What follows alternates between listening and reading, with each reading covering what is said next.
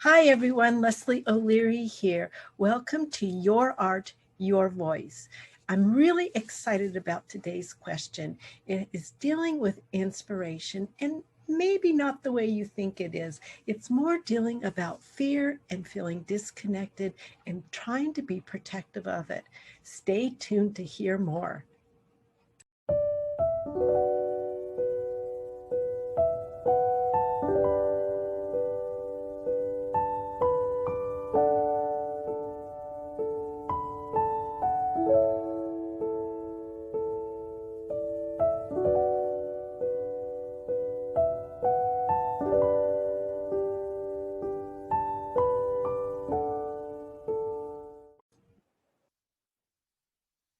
So I find inspiration hits all of us as artists worldwide. So without further ado, let's jump into today's question.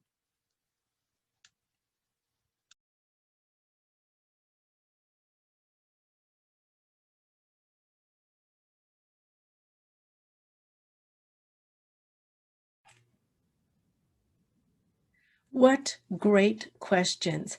How can we protect our inspiration, and how can I not be frightened by my inspiration? So let's take a look at the word inspiration.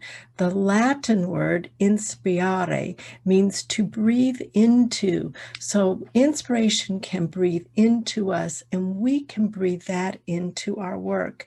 In the English, it means the drawing of air into our lungs. And of course, I have to throw in my yogic training, and that is pranayama, which is life force. Breath is life force. Breath is what tethers our soul to our body. It is what keeps us here on the earth, and that is our connection. And we as artists, I believe, are sensitive by nature. I think that's one of the reasons that we make art. And it's actually when we make our art, we breathe our inspiration, we breathe our soul into our art pieces. So I want to present to you a reframing of your thought of inspiration. I believe that inspiration does not need protection. In fact, I believe is inspiration, our art is here to protect us. It is how we give our voice. It is how we are able to tell our story. So let's take it like this. Inspiration is breath, and inspiration is soul. And could it be that those two things together are of a higher realm, which I believe they are? This is my philosophy, and I have told this story so many times to people, and some people get it right away, and some people, yeah, I get the eye roll from, and that's okay. So what I believe is that I believe art is already created, is already up there in the ether. And so it is the idea, the creation that is floating by, and then we reach up and we are able to bring it into our soul, into our being. And it is our skill and our talent that we are able to conceptualize that into whatever form of art we create. So what happens when we feel disconnected? We have removed ourselves from our breath, we removed ourselves from our heart, and we've moved everything into this brain of ours, which loves to complicate everything.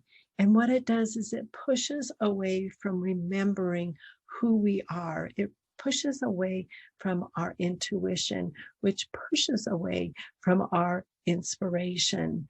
And we all tend to overthink things. But I want you guys to remember that it's just not that deep. We also have a tendency then to procrastinate. And I actually feel a little bit different about procrastination. I feel that sometimes the idea just needs to formulate, to develop, to incubate in a sense, and then we will be ready to do it. So, how do we reconnect? Well, first off, if you have a busy little brain with problems running around, brain dump. Write those things down, get them out of your head, get them away from weighing you down. And then take a walk, get out of your present environment if you can. And then the other thing that I love is get curious and follow this path. I'm going to give you an example in my own work. I went through some very big life changes and I felt that I needed to cocoon. So I did a lot of research on butterflies and didn't feel at that time I really was a butterfly. I felt more like I was a moth. And so I cocooned into that moth and I did a lot of research and I found that a moth has faith that it will find the light and it is always being drawn to the light. Everything will be presented for her, which led me to a whole other thing on winged creatures. And then I created a whole series of winged creatures. So just remember, be curious, find out more about it, and then write everything down. I find that ideas can just start to squeak into your brain, and in a blink you can lose that. Write it down before it goes away. I also want you to remember that art is a gift. Art is sacred. Art is a connection with our higher realm. So look at your space where you're creating. How can you make that your sacred space? And then honor it. Fear, anxiety, those are two things that come into play also. And I have really found in a lot of cases that my anxiety is actually misinterpreted excitement. So if you have an idea and it finds you, know that you have the skills or the whereabout to learn and to create these skills. So be brave, continue onward. You got this. And remember, our inspiration does not need our protection. In fact, our inspiration is there to protect us. Continue making your art, continue on your path, and continue breathing. Thanks so much for listening. I hope this helped you guys. I hope this answered your question, and let me know and reach out anytime. Thanks again. Bye-bye.